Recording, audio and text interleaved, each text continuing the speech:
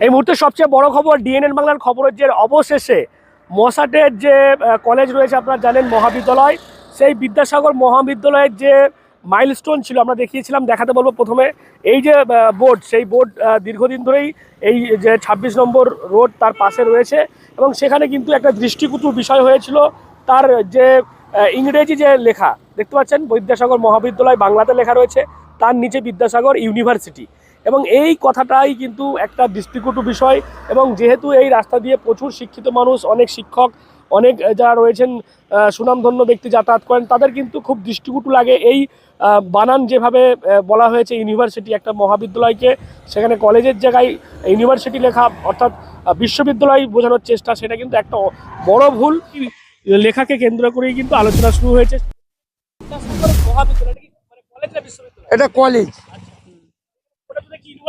হ্যাঁ, আমিও দেখছি ভুল আছে। জায়গাটা আমার বাবা দান করেছিলেন, ঈশ্বর হরেন্দ্রনাথ চল, সুচিয়া গ্রাম, মশাটের মধ্যে পড়ছে। 1998 সালে কলেজটা চালু হয়েছে। উদিত চল। খারাপ লাগলো।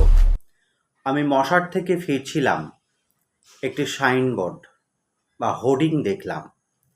সেখানে জ্বলজ্বল করছে বিদ্যাসাগর মহাবিদ্যালয় এবং তার ঠিক নিচে লেখা আছে বিদ্যাসাগর ইউনিভার্সিটি।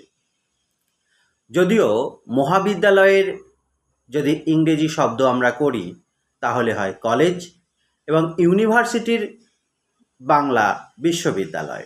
বাঙালি হিসাবে অত্যন্ত লজ্জাজনক, বাঙালি ভাবাবেগে আঘাত করে।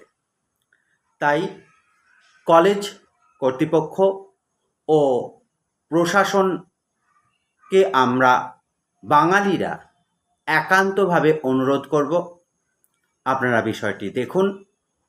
হয় সাইনবোর্ড নামিয়ে নিন, আর না হয় সাইনবোর্ডটি সংশোধন করে পুনরায় লাগান।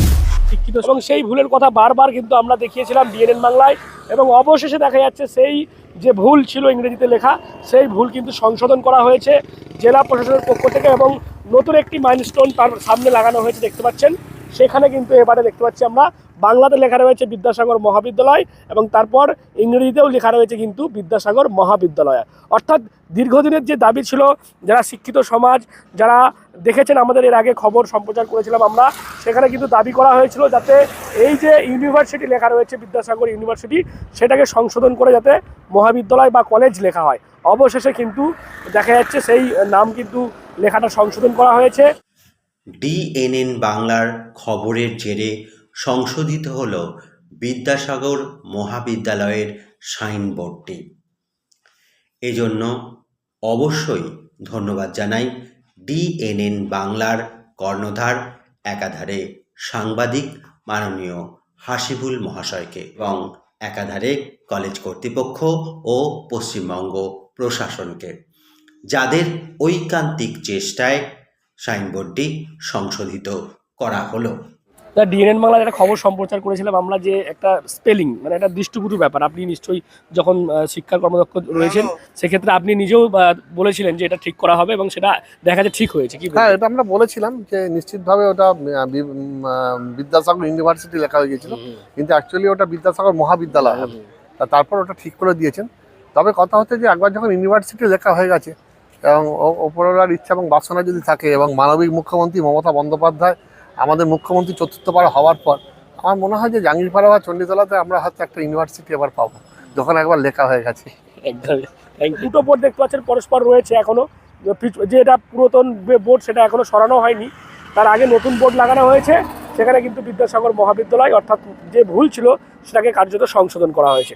সব মিলিয়ে আপনারা দেখেছেন আমরা একের পর এক এইরকম নানান সমস্যা, যেগুলো হয়তো না দেখালেও নয়, কিন্তু তারপরও যে সমস্যাগুলো সেগুলো কিন্তু আমরা তুলে ধরি, এবং তারপর কিন্তু প্রশাসন সেই পদক্ষেপ নেয় এবং তারপর তার সুরাহা হয়। এটাও তার একটা অন্যতম দেখা যাচ্ছে কারণ।